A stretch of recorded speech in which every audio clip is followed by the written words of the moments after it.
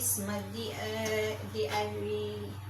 DIY tayo ngayon. Meron tayong 5 liters na container ng tubig. Ayan, wala na po siyang laman. Kaysa itapon natin, pakinabangan natin siya guys para sa ating garden. Ayan, wala pa siyang lupa. Ayan. Bubutasan ko muna siya guys. Ayan. Yung pinambutas ko guys ay matulis na bagay na nilagay natin sa apoy. Ayan po yung apoy natin. Ayan. Bubutasan lang natin yan siya. Para yung dito natin ilalagay yung ating itatanim. Katulad ng talbos ng kamote, logbate, kangkong. Pwede ito siya dito guys.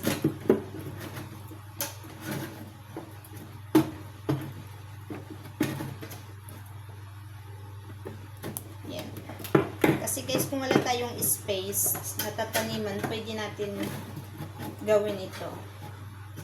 Maganda siya guys, kasi meron akong nagawa. Maganda naman.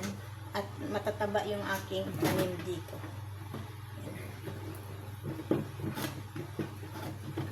Kaysa itapon natin guys, pakinabangan natin sa ating garden. At least, dagdag gulay na rin. Dapat mabilog yung itutulis ko dito kasi wala akong bilog na bagay. Yung ano. Paano ito? Yan. Flat yung meron dito sa akin. Kaya gawa natin ng paraan.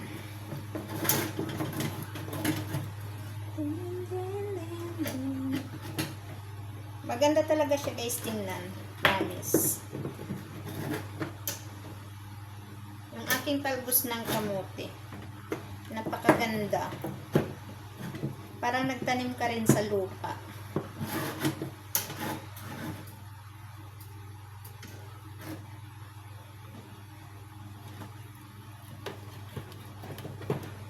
Kasi kahit na ipatong mo lang siya sa mga sa mga pader o ibitin mo siya, okay lang.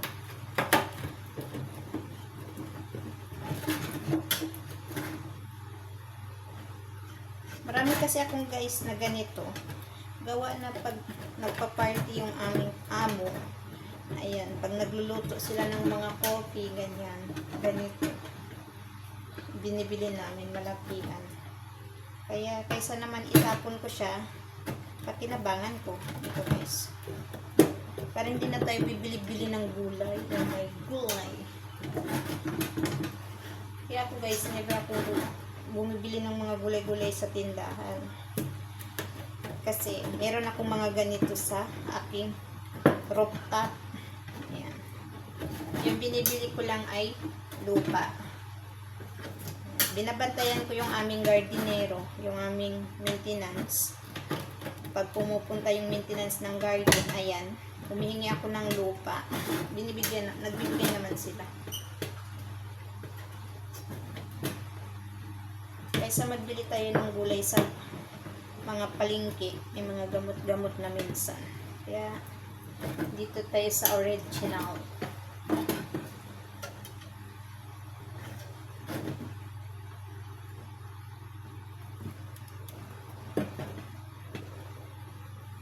Yung kasya lang guys, yung tangkay dito, ang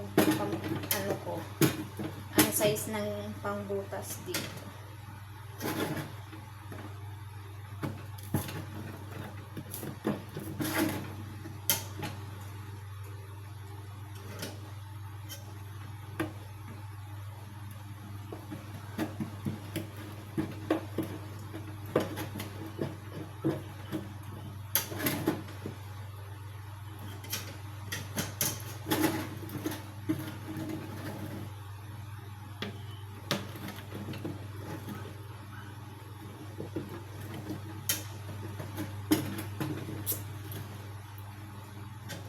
Tapos, saka natin lagyan ng water.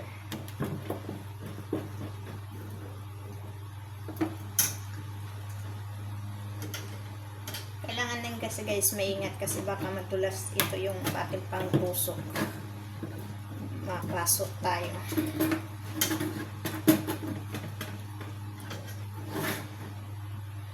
Din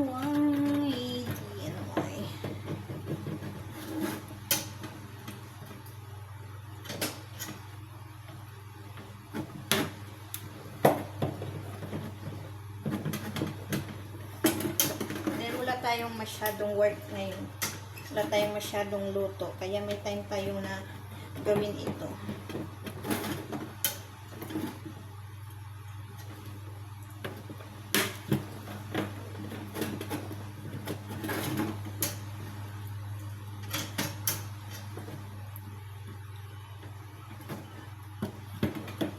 Para na rin guys, may pang premiere tayo.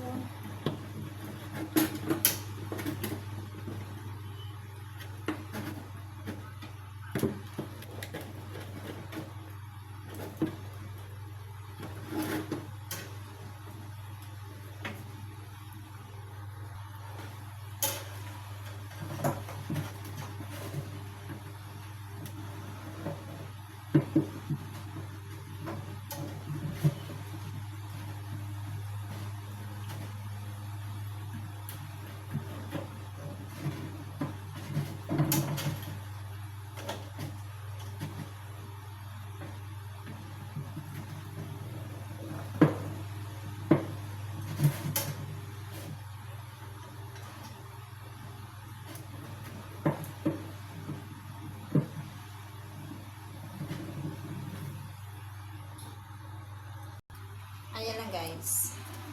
Lagyan na natin siya ng lupa. Ayan na guys. Meron na tayong lupa. Papasok lang natin dito. Syempre.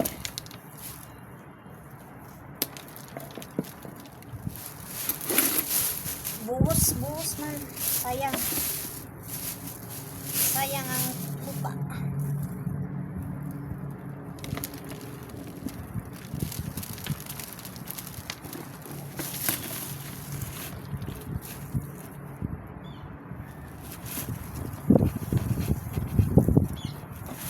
Maganda kasi ngayon dito guys magtanim gawa ng malamig pa ang panahon. Kaya magsawa pa tayo maggulay. At saka kasi kung sakaling darating yung tag-init dito, pwede natin dalhin sa loob ng bahay dito.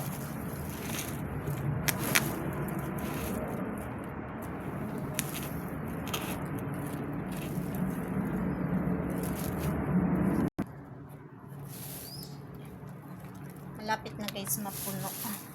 Mahirap ilagay guys kasi maliit yung butas ng ating bote. Ayan na naman guys yung ating second bottle. Ay naku guys, mahirap gumawa ng ganito. Pero pag natapos naman guys, worth it naman. Ayan, puno na. Puno na naman ang ating bottle. Ayan, lalagyan natin siya ng stick sa middle para pag naglagay tayo ng water, pag nagdilig tayo, para yung water ay bababa. Ayan nga yung ating second. Six amazing people, mega life shout out. Ayan. Ito na siya guys, ang ating dalawang bottles na 5 liter siya. And then, ito na yung ating nagawa. Ayan. For 2 weeks na guys, yan na. Ayan. Ito bagong tusok ito guys. Ito yung ating pinaka magandang halaman. Diba guys? Ang ganda niya. Ayan. Ilang beses ko na itong nagulayan. Ayan, tanggalan natin ng talbos ulit para umano talaga yung kanyang talbos. Ito yung ating 5 liters bottle garden. Kasi dito maglalagay ako ng alugbate, spinach, at ito yung ating kangkong.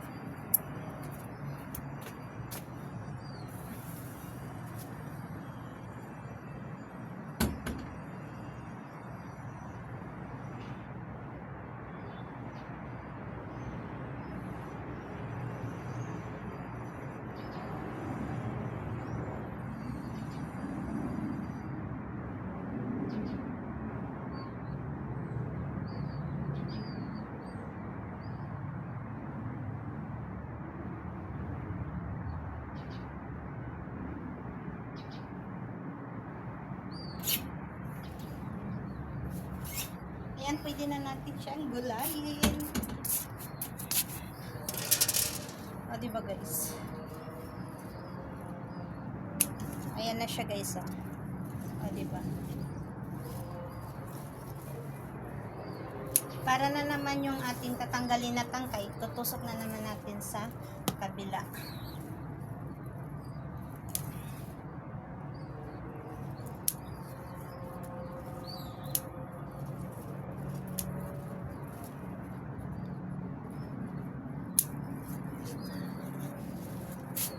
Matataba guys ang kanyang talbos.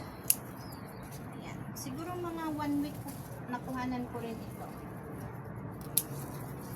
Pero dahil sa mabilis yung ating ano, kaya mabilis tumubo ang talbos ng kamote.